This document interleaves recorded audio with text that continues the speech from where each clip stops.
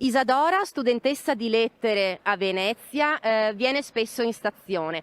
Come ti sembra che sia oggi il servizio per le biciclette e come ti pare che sia il progetto con cui verrà implementato il servizio di custodia al coperto?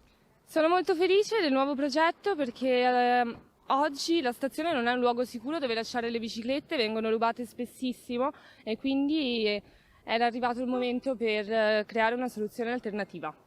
Tu la usi spesso la stazione, ti sembra che ci siano altre criticità da sistemare, passano troppe macchine, c'è troppo traffico, come ti sembra? Cosa dovrebbero fare secondo te?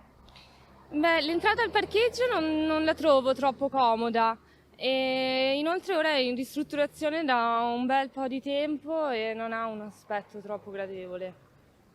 Quindi anche un po' di look esterno, estetico? Assolutamente, il look va rivisto. Giulia, secondo te quali sono le cose che dovrebbero essere sistemate con più urgenza nella stazione di Treviso? Allora, nella stazione di Treviso volevo appunto parlare delle biciclette e troviamo una situazione un po' critica perché fino a 2 anni fa le biciclette venivano rubate. Io manco da 2 anni qui a Treviso e la situazione è sempre la stessa. Quindi ho sentito dire che dovrebbero sistemare il parcheggio delle bici, il famoso parcheggio delle bici, e adesso cerchiamo di capirne un po' di più perché...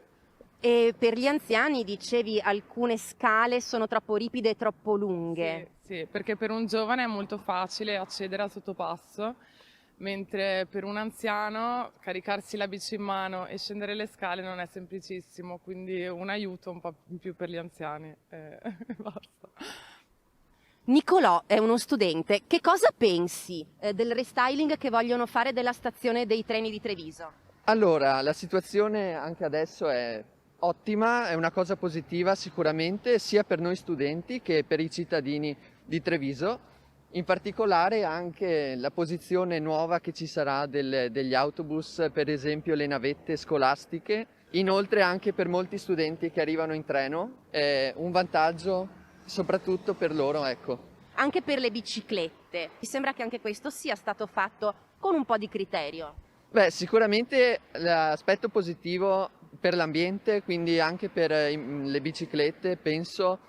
Anche questo è un aspetto importante. Sì, ci sono alcuni studenti che vengono, anche miei amici, che vengono in bicicletta, tendono più ad arrivare negli istituti direttamente.